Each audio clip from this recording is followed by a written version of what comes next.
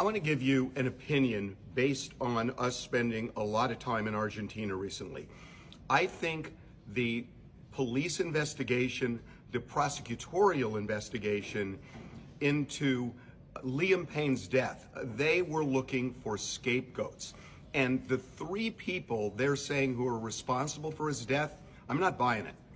The hotel, I believe, is responsible for his death. And it seems authorities are trying to cover up for this hotel. Let me explain. When Liam was put in his room by the hotel employees, there is no doubt in my mind he was going to try and escape the hotel from the balcony. Here's the evidence of that.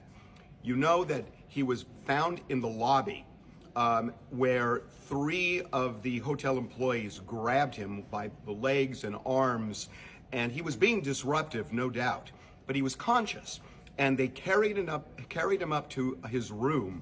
And outside the room, they got in a fight. Liam did not want to go in that room. And there's a whole background, you can read this on our website, where Liam hated being stuck in a room. It was something that happened during One Direction. He just hated it. He did not want to go in there. But they threw him in, and they came out, and they were so concerned that he'd destroy property, they took the mirror off the wall in the hallway next to his room.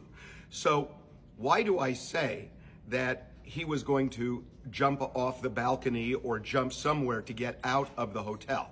Well, for a bunch of reasons. Number one, it was very clear to the hotel employees who put him in the room that he was going to try to escape through the balcony. The reason I say that is because 5 minutes after they walked out of the room, one of the employees called 911 and said exactly that, said, "We fear for his life, there's a balcony there." So clearly he must have said something in the room to trigger the concern of a hotel employee to specifically mention to the 911 dispatcher that they feared for Liam, there was a balcony in the room, and they feared for his life.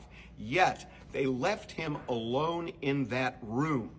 Now, we know this, that when his body was found, there was a hat nearby, and he had a kind of a backpack strapped to his shoulders.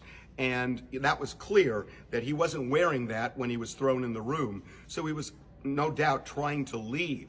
The other thing that I think is especially interesting that we found out, and this is according to the police report which we've obtained, 2 days after Liam died, a hotel employee went to the room directly below him on the second floor and found on the balcony a leather bag with a note inside that said "For Liam," and also had pills and a whiskey bottle.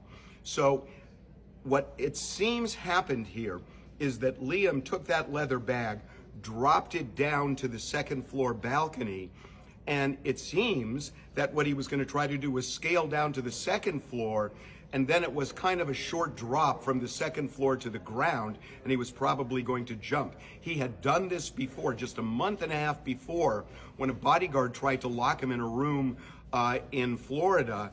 Liam took a garden hose and scaled down from a balcony. So this is something he did, and it seems pretty clear that's what he was doing the day he died.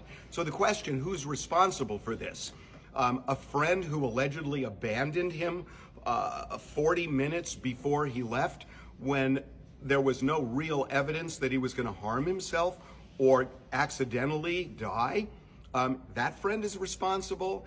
A waiter who may have done drugs with him, but there's no real evidence that he sold him drugs. And even if he did, was it the drugs that killed Liam Payne, or the fact that the hotel knew that he was going to try to get out of there via the balcony, and all they did was shut the door, left him there, knowing there was danger because they set it right to the 911 operator? So to me, the real question now is, what is the connection between prosecutors, the authorities, and the seeming desire to protect the hotel?